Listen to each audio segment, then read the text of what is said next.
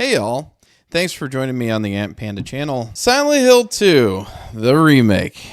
Man, what a rare and wonderful ride this was. This has been a game I've been absolutely obsessed with and just completing all the way to the end these last several weeks. And it's been one of the more recent wonderful joys out of the gaming industry. And I've been personally super invested in this game, and I just can't stop thinking about it and playing. I loved every second of it.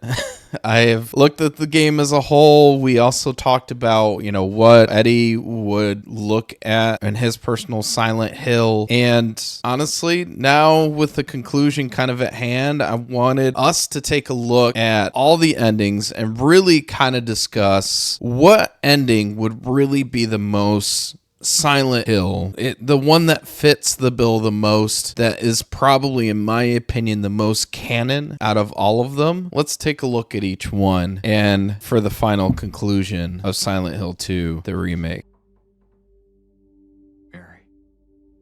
First of these three endings is Leave. Initially, this ending, which most people I believe tend to get, is the one that kind of brings the memory back to James, showing and indicating that he does do a service to Mary by killing her based on her request. But this closure that he does obtain goes further as he gets a chance to now talk to Mary and tell her that that wasn't really his initial reason for killing her. It's also the fact that he wanted to have his life back, taking his anger out on her, showing that he did have a hatred towards Mary. In doing so, though, and admitting this and completing this closure together, he is given the letter that was never given to him, fulfilling her closure and her kind of point of view, and allowing James to forget all of the pain, the suffering, and the hatred, as well as coming from Mary, for him to finally be able to leave Silent Hill, live what is left of his life, caring for Laura as his own, filling what is lost to him, the memory and the guilt that he felt. Mary, of course, in her final letter to James, shows her own hatred and pain and suffering that she dealt with. And really, this ending kind of further affirms that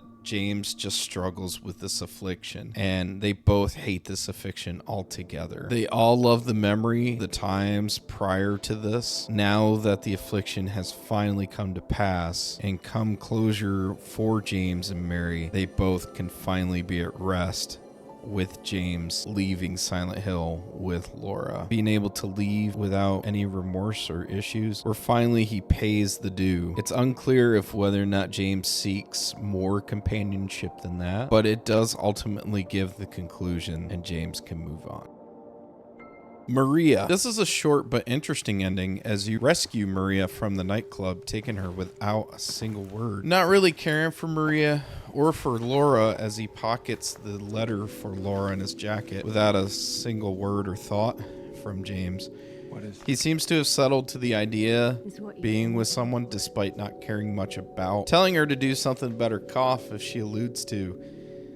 So direct and firm, he doesn't want to deal with any more sickness or suffering. This ending really shows the pain, hatred, and suffering that comes with it that James is now finally conformed to. But especially the burn he feels, he will never leave as he chooses to forget Mary and live for himself again with another victim of history repeating itself.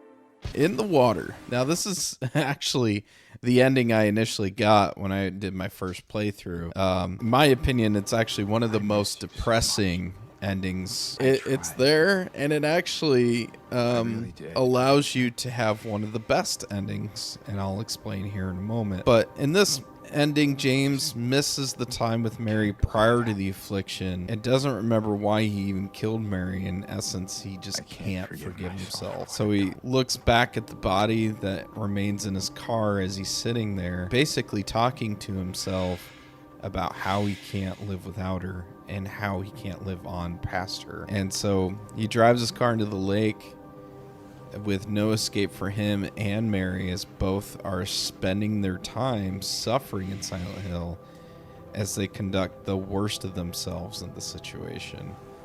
The letter to James is lost and unread as the ending goes over its contents. But it really kind of shows that both are wrapped in Silent Hill in the worst possible way ever, happening over and over again.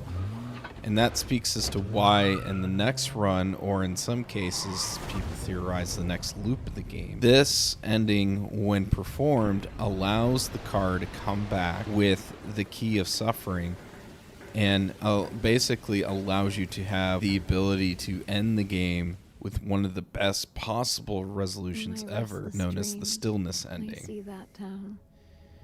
Now, before we get to the additional New Game Plus serious kind of endings, we'll talk about the noted kind of hilarious ones. The dog ending, carried over from the original game.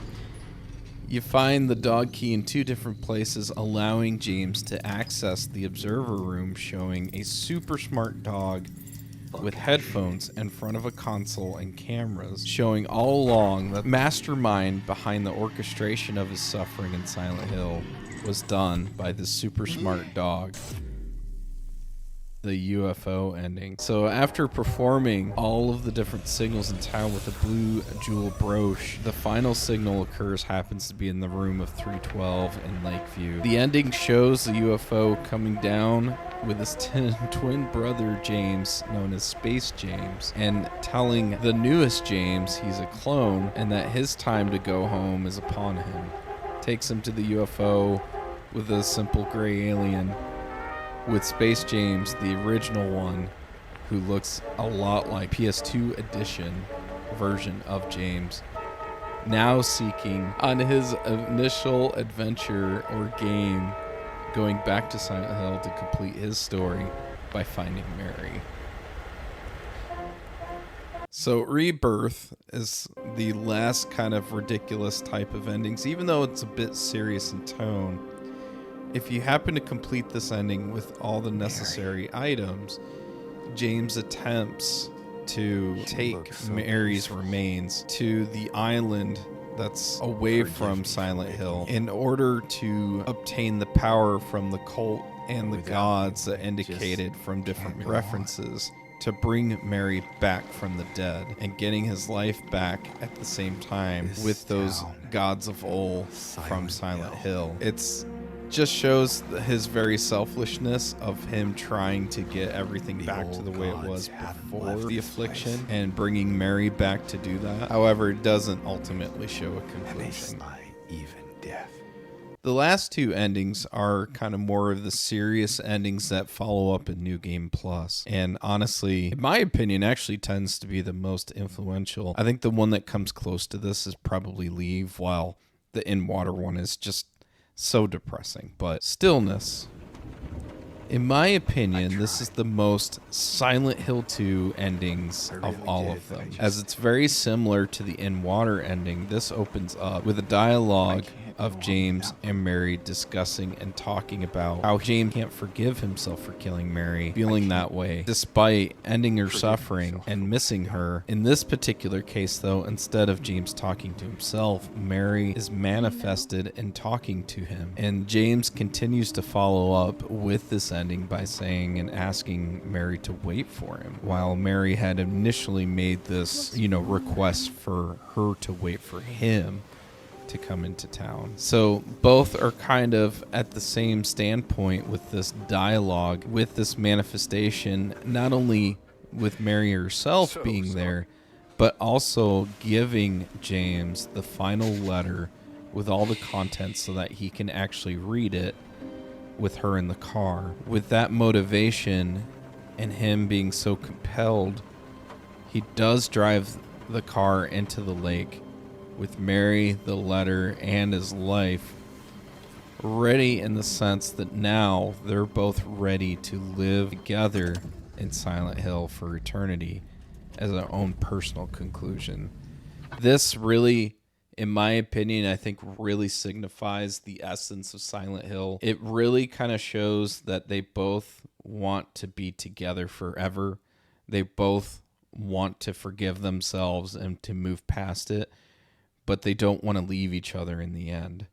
So they're stuck there now together. And it really kind of breathes that conclusion, in my opinion. The final ending we'll go over is actually Bliss. In my opinion, this is the most wonderful ending and favorite to me because I love good endings. They bring me joy and it just makes me feel great. But it's not what is really fitting for Silent Hill 2. But essentially, James, before he gets into room 312, he takes the White Lotus drug, which seems to be more of a use with the sacred place of Silent Hill being a burial ground. And in watching the tape that James puts in, he stares super direct, super close to the TV, and essentially watching Mary as she is talking to the camera. But with this ending itself, James moves the camera and it extends the time a bit more, as it shows James is actually on the other side holding the camera with it focused on himself.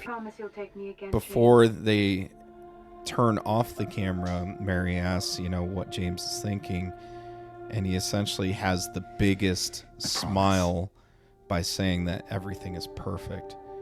Once that is finished, James is then shown to no longer be in 312, as he was now transported and teleported into the memory or to the time of him and Mary together. Did something happen? It definitely brought a tear to my eye, no, but it was mostly in the happiest sort of way, and is, like I said, one of my favorites. Do I think this is mostly canon in the Silent Hill way? Probably not. I still think the stillness one fits the best for that. In essence, in water as well. But this is definitely a joyful moment, I would say, and a positive moment in the world of Silent Hill 2.